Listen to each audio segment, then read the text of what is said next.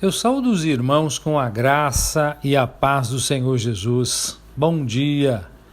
Amados, glória a Deus. Hoje chegamos no 9º e último dia de exposição do primeiro livro de Crônicas. Aqui com vocês, o professor Fábio Machado. E hoje estarei expondo do capítulo 27 até o capítulo 29. O capítulo 27, dos versos 1 até o 34, o florescente estado de Israel, sob a liderança de Davi, estava longe da empobrecida subprovíncia judia que existia no tempo de Esdras. Embora esse esboço das glórias de uma administração passada fosse sem relevância política para os exilados que retornavam, ele devia, contudo, entusiasmar o povo de Esdras, com a verdade que revela que as recompensas políticas visíveis estão incluídas no decreto divino para os seus servos fiéis. Por isso, aqui no primeiro livro de Crônicas, nesse capítulo 27, ele compreende o sistema militar de Davi, com 12 batalhões do exército, cada um com o seu comandante, com seus 24 mil homens, e o período de 1 mês de serviço ativo por ano, que está narrado nos versos de 1 a 15. Sua organização regional por setores tribais, cada um com o seu príncipe, versos de 16 a 25. E a administração central com executivos e ministros sobre a propriedade real, versos de 25 a 34. No verso 1 vai falar dos chefes dos pais. Possivelmente esse termo quer dizer unidades tribais, já que a ordem parece ser decrescente, primeiro milhares e depois centenas. A concepção de que chefes dos pais significa tribos é reforçada pela realidade de que havia 12 divisões, uma para cada mês.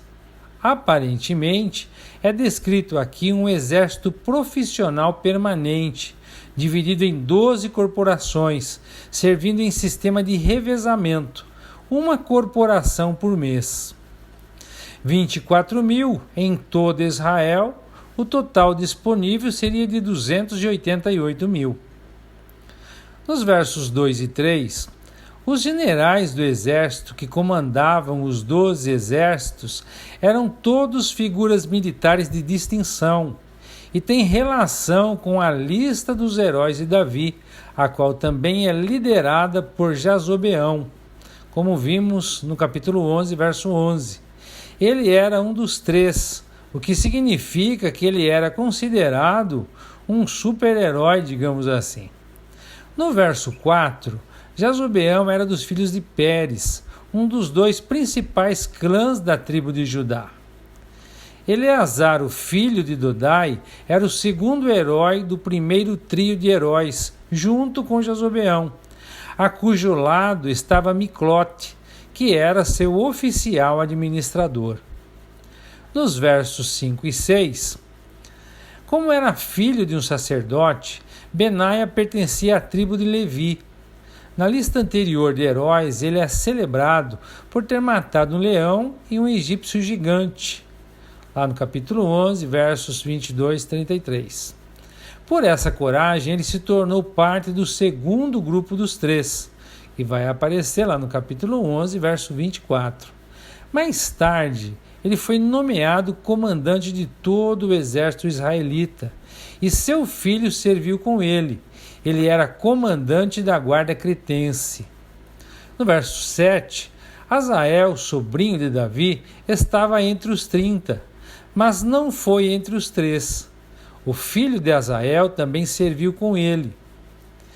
Azael foi morto na guerra contra Abner, logo no começo do reinado de Davi. No verso 8, segundo estudiosos, se Israíta for o mesmo que Zeraíta, então este Samute também era um homem de Judá. Na lista de heróis, ele é chamado de Samote, ou Arodita, talvez por Arode ter sido a sua terra natal. No verso 9, Tecoitas eram pessoas originárias da vila de Tecoa, a aproximadamente 9 quilômetros a sudeste de Belém. Isso fazia de Ira um membro da tribo de Judá. Fica claro que, mesmo que as divisões militares tivessem sido formadas ao longo de linhagens tribais, seus comandantes seriam companheiros de Davi na Judéia. Esse parece ser o caso de Jazobeão, Azael, Samute e agora de Ira. Os 7 comandantes restantes também eram membros dos 30. No verso 10 aparece Elis. A liderança do exército não se limitava aos da Judéia, pelo que Elis era um efraiminita e era um líder. No verso 11, como Uza era da Judéia, Sibecai também veio da tribo de Judá. Zeraitas eram os descendentes de Zerá, um filho de Judá. Esse versículo aparentemente põe os Uzatitas em uma posição subsidiária aos Zeraitas. De qualquer forma, Sibecai era um dos 30 heróis, tendo se distinguido por matar um gigante filisteu. No verso 12, Abiezer, que era um comandante benjaminita, que era proveniente da cidade levítica de Anatote, a qual fica ao norte de Jerusalém. Ele também foi um membro da elite dos 30. No verso 13, Netofa era uma vila próxima a Belém. Maarai ainda era o outro companheiro tribal de Davi, nomeado comandante de uma divisão e membro dos valorosos 30. No verso 14, nós temos agora outro efraiminita. Este Benaia foi originário de Piratom, a 8 quilômetros ao sul de Samaria. Assim como os outros, ele foi um dos 30 heróis.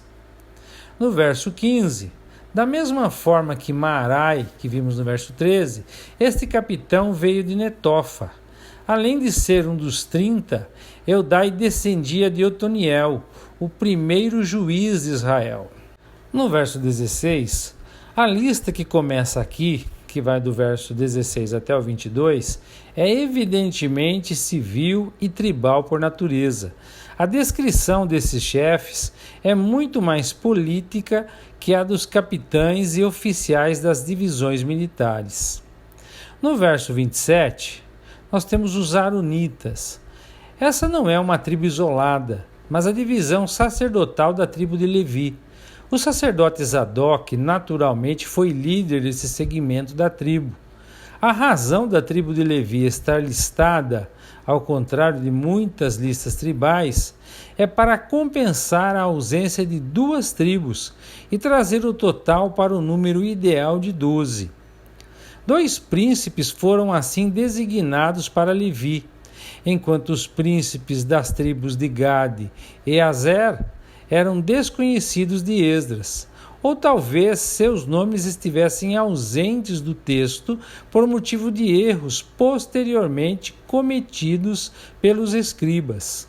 Nos versos 18 e 19, esse Eliú que aparece aí é irmão de Davi e normalmente é chamado de Eliabe, como nós vemos lá no primeiro livro de Samuel, no capítulo 16, no verso 6.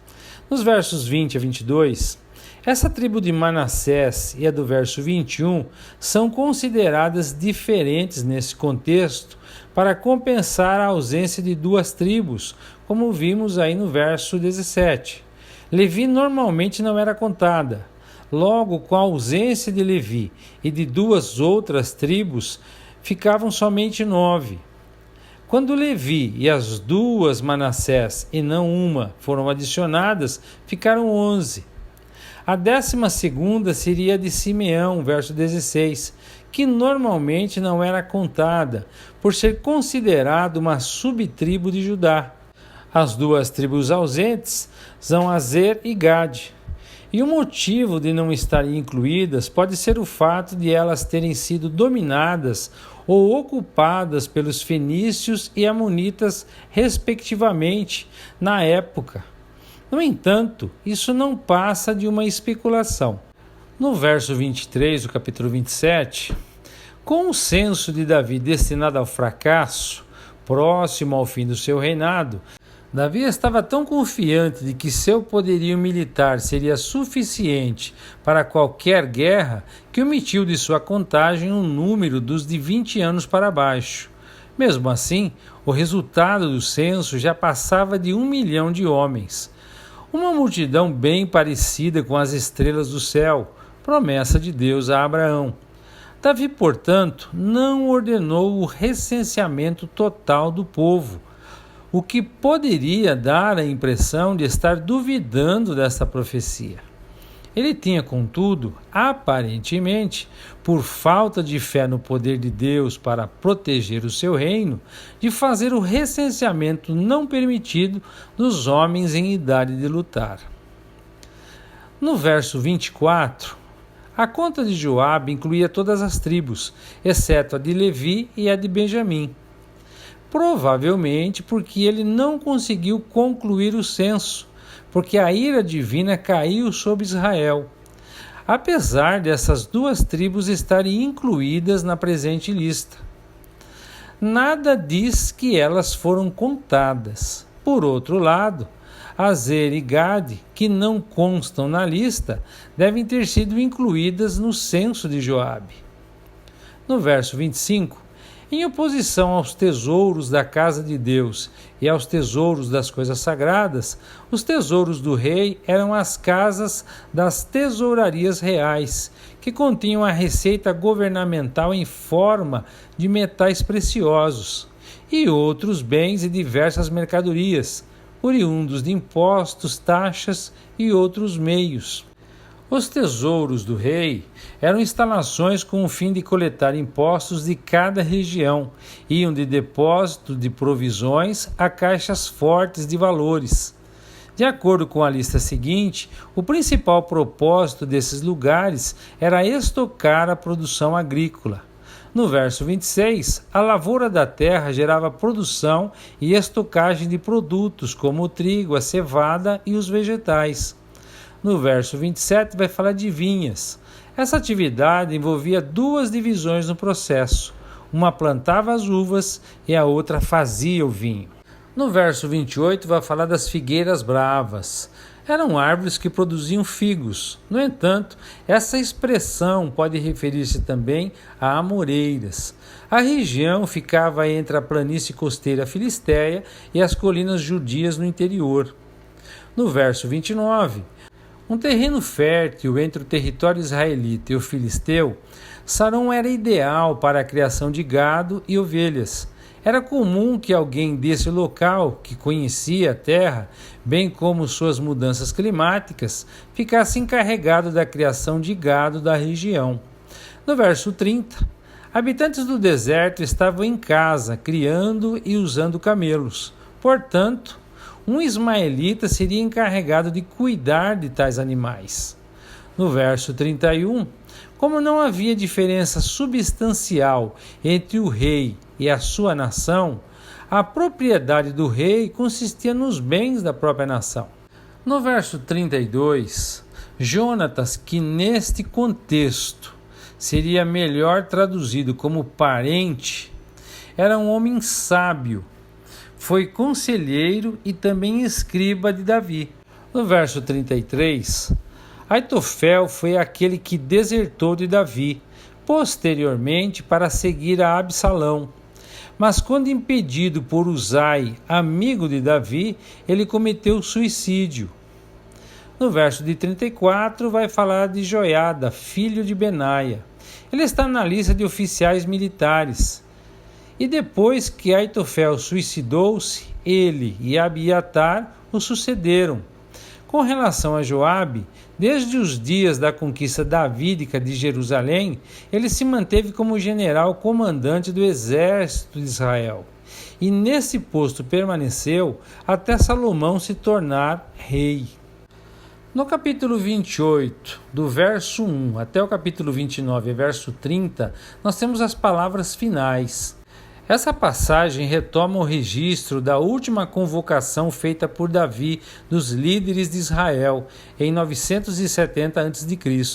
Seu propósito não fora simplesmente colocar a organização levítica em funcionamento permanente, mas também garantir a dedicação da nação para com o levantamento do Templo de Jerusalém. Por isso, Davi colocou sobre o povo e sobre seu filho Salomão a responsabilidade dessa tarefa sagrada. Então, depois de apresentar ao seu filho os planos inspirados e anotados para a construção do templo e suas dependências, tornou a exortá-lo a ser fiel. Voltando-se para os líderes da nação, Davi a seguir apelou por um esforço conjugado de contribuir para o templo. A Assembleia atendeu a exortação e Davi louvou a Deus por sua generosidade. Salomão foi então confirmado sob o trono de seu pai e Davi foi receber sua recompensa eterna. No verso 1, do capítulo 28, sem dúvida esses grupos citados e mais os outros que foram os indivíduos do capítulo 27, os líderes de todas as ramificações e extensões do governo de Israel. A ocasião era tão significativa que uma Assembleia Geral de Dignatários se fez necessária. Nos versos 2 a 4, Davi se colocou em pé e disse a todos que era seu desejo construir um templo para a Arca da Aliança do Senhor. E usa uma metáfora que designa a Arca do Concerto ou tabernáculo como base da atividade de Deus na terra. Ele se assenta em um trono no céu e sua conexão com a terra se dava nessa tenda da Arca. Em Isaías 66:1, toda a terra é descrita como o escabelo dos pés de Deus, mas Deus negou-lhe o prazer de construir, ainda que tivesse feito os preparativos necessários para fazê-lo, pois ele era um homem de guerra e derramou muito sangue. Contudo, o Senhor, o Deus de Israel, o havia escolhido dentre toda a família de seu pai para ser rei em Israel para sempre. No verso 5, o chamado para o governo não se limitou a Davi somente, mas foi um convite também aos seus descendentes. Como apenas um de seus filhos podia reinar em seu lugar, uma escolha teve que ser feita. Deus então escolheu Salomão para suceder Davi como rei de Israel. No verso 6, a expressão, porque o escolhi para filho e eu lhe serei por pai. Essa frase não somente mostra que os reis davídicos tinham acesso a Deus como seus filhos adotivos, mas também antecipa a absoluta filiação do filho de Davi, Jesus Cristo. Nos versos 7 e 8, o aspecto condicional do concerto com Davi e a sua dinastia é real e não hipotético. Nenhum rei, e isso inclui Davi, pôde cumprir os mandamentos e os juízos perfeitamente. Por isso foram incapazes em si mesmos de reinar para sempre ou abrir o caminho para um governo eterno. Entretanto, alguém capaz viria e cumpriria o concerto perfeitamente, Jesus, o filho de Davi. Nos versos 9 e 10, o verdadeiro culto a Deus é mais que racional e intelectual, requer comprometimento de emoções também. Foi precisamente nisso que Salomão falhou. Mesmo tendo grande sabedoria, ele permitiu que o seu coração desse as costas a Deus por amor a mulheres estrangeiras. Lealdade de coração é essencial ao culto. No verso 11, Davi entregou ao seu filho Salomão as plantas do templo e tudo que ficava ao redor, como deixa claro o verso 12. E não foi fruto da imaginação de Davi, mas do Espírito de Deus. A sala de entrada eram os alpendres na frente do templo. As tesourarias também eram chamadas de casas das tesourarias e incluíam os tesouros da casa de Deus e os tesouros das coisas sagradas. As recâmaras de dentro, além do prédio principal do templo, havia ambientes anexos de todos os tipos para acomodarem os sacerdotes, os levitas e todo o equipamento, itens necessários para a adoração no templo. Algumas dessas câmaras eram construídas em lugares altos, na parte externa dos muros do templo. casa do propiciatório era o lugar santíssimo, o ambiente interno que hospedava a arca do concerto e o propiciatório. Nos versos 12 e 13, Davi também entregou a Salomão as plantas de tudo o que havia planejado. Deu ainda instruções a respeito até mesmo das divisões e das tarefas que ele dava aos sacerdotes e aos levitas, que lhe eram reveladas pelo Senhor. Nos versos 14 ao 18 do capítulo 28, Davi deu instruções a respeito de quantidade de ouro e quanta prata deveriam ser usados para confeccionar esses objetos para o serviço, para os candelabros e as lâmpadas de ouro, e a quantidade de prata necessária para os candelabros e as lâmpadas de prata, de acordo com o uso de cada um. Além disso, deu também a quantidade de ouro para a mesa, a quantidade de prata para as outras mesas. Especificou a quantidade de ouro puro para os garfos, as bacias, os jarros e as tigelas, bem como a quantidade de prata para as tigelas. Especificou ainda a quantidade de ouro refinado para o altar de incenso. O carro era uma forma de fazer menção aos querubins, que pairavam sobre a arca com as suas asas esticadas, simbolizando a santidade de Deus. Os querubins aparecem na história da expulsão do homem e da mulher do jardim do Éden, e como guardas do trono de Deus no tabernáculo e no templo. Eles cobriam o propiciatório da arca do concerto, dando mais brilho à sua glória e protegendo a sua santidade. No verso 19, Davi afirmou que todas as obras desta planta existiam por escrito e foram dadas pelas mãos de Deus. O próprio rei deve ter sido o escriba na ocasião, pois, segundo ele, a mão do Senhor estava sobre ele na produção da planta. A precisão detalhada desse projeto atesta a revelação e seu fiel registro por Davi. No verso 20, esforça-te e tem bom ânimo. Essas palavras de encorajamento de Davi a Salomão são muito parecidas com as de Josué, quando Moisés passou para ele a liderança de Israel. No verso 21, os sacerdotes e os levitas serviriam no templo do Senhor. Outros, com todo tipo de habilidade, se disponibilizariam para ajudar, e os oficiais de todo o povo estariam à disposição de Salomão. No capítulo 29, nos versos 1 e 2, o próprio Deus tinha escolhido Davi dentre todos os seus irmãos. Agora, ele escolheu Salomão dentre todos os seus irmãos para a sucessão de Davi ao trono. Esta obra é grande. O projeto era tão grande, não só por causa do seu tamanho e da sua complexidade, mas também porque seria para o próprio Deus. Como os planos e as ideias já haviam sido reveladas a Davi pelo Senhor, o rei tinha total ciência da significância da missão que tinha Salomão. A obra divina não poderia ser feita de qualquer maneira. O próprio Salomão era ciente das suas limitações a esse respeito, bem como da sua necessidade de direção sobrenatural. Por causa disso, Davi já havia preparado por sua conta e esforços todos os materiais que ele conseguiu e foram possíveis de armazenar. Nos versos 3 e 4, pelo fato de Davi amar a Deus, ele amava também a obra do Senhor. Como testemunho da sua afeição pela casa do seu Deus, Davi doou recursos próprios como presentes generosos. Ele fez uma doação de 105 toneladas de ouro de Ofir e de 245 toneladas de prata refinada. Nos versos 5 e 6, esse imenso gesto da parte de Davi deu-lhe a coragem de solicitar uma resposta do mesmo nível do seu povo.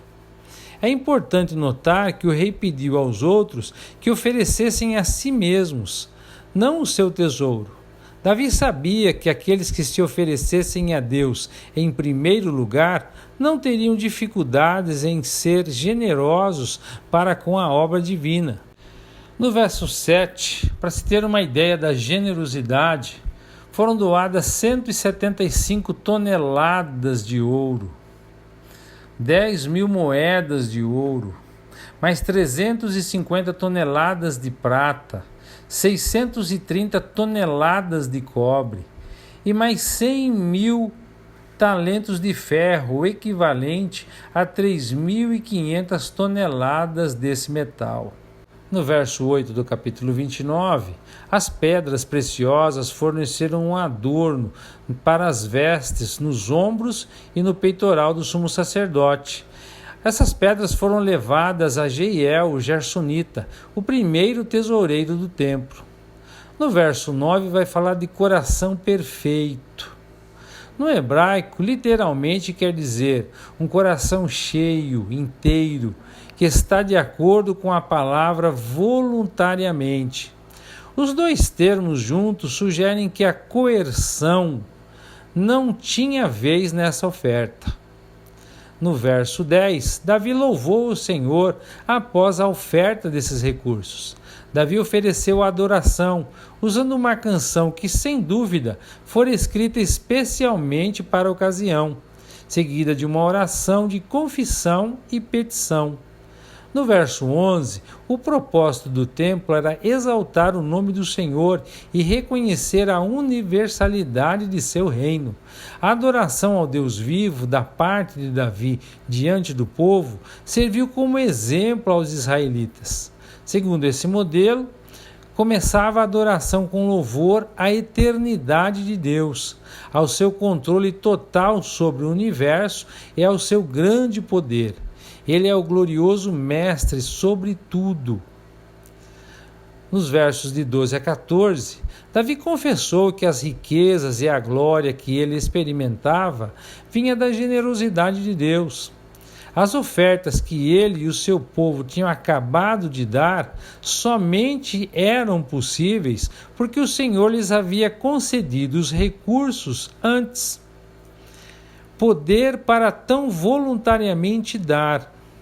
Não somente a habilidade, a disponibilidade de dar, mas também a voluntariedade de dar, que é um dom de Deus. No verso 15 do capítulo 29, Davi afirma que a vida na terra é transitória e também nômade. Somente quando alguém se torna consciente do seu lugar, sob o cuidado e a bênção de um soberano Deus, a vida se torna mais que uma sombra. De repente, a esperança de um futuro com o Altíssimo ilumina a jornada da pessoa na terra. No verso 16, novamente, Davi reitera que ele nada tinha que não tivesse vindo de Yahvé. Logo, seria impossível, no estrito senso da palavra, dar a ele qualquer coisa. No verso 17, se na verdade as pessoas não podem dar coisa alguma de valor a Deus, por que então ele pede que seu povo dê? Davi responde nesse trecho a essa pergunta. Deus se agrada da sinceridade e da justiça. Com presentes, ofertas e sacrifícios, uma pessoa tangivelmente demonstra não somente gratidão a Ele, mas confiança nele. Uma vida justa sempre produz um espírito generoso. Por esse motivo, Davi podia proclamar que seu dar provinha somente da sinceridade de seu coração. Além do mais, sua alegria foi dobrada quando ele viu que seu povo também havia entendido o princípio verdadeiro de doar. No verso 18, a fórmula Senhor, Deus de nossos pais Abraão, Isaque e Israel, associava-se às promessas de Deus na aliança aos israelitas. Davi estava, dessa maneira, pedindo que o Senhor mantivesse seu povo sempre em comunhão consigo. No verso 19, nesta oração, Davi usou a linguagem da aliança, mandamentos, testemunhos e estatutos. Diferente do verso 18, Davi usa sua linguagem não tanto em prol da nação como um todo, mas de seu filho Salomão. Deus já havia feito uma aliança com Davi e prometido renová-la com seus descendentes. Assim como o ofertar, o zelo pela fidelidade à aliança de Deus deve também vir do próprio Senhor. Logo, Davi pediu em oração que o Altíssimo desse a Salomão um coração perfeito na obediência. No caso de Salomão, a preocupação de Davi, especificamente, era que o seu filho seguisse a missão de edificar esse palácio, esse templo.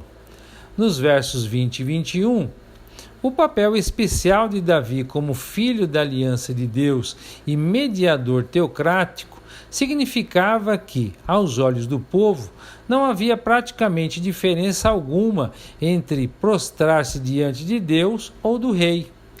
Isso não significa, evidentemente, que eles falharam em ver a diferença essencial entre as duas coisas, pois na mente israelita nunca houve dúvida a respeito da distância entre o divino e o humano. No verso 22, ele diz que eles comeram e beberam perante o Senhor. A cena, nesse contexto, é de comunhão pactual e de confirmação. Neste versículo e também em outras passagens, fica clara a participação de Yahvé e do povo compartilhando uma refeição, pois festejaram e comeram na presença do Senhor com grande alegria. No verso 22, nós lemos a expressão mais uma vez ou segunda vez. Talvez essa expressão refira-se à ratificação do reino de Salomão. Davi tinha nomeado seu filho como rei havia pelo menos 2 anos, um encontro que fez de Salomão um corregente, antes de ser um verdadeiro rei, já que liderou ao lado de seu pai Davi.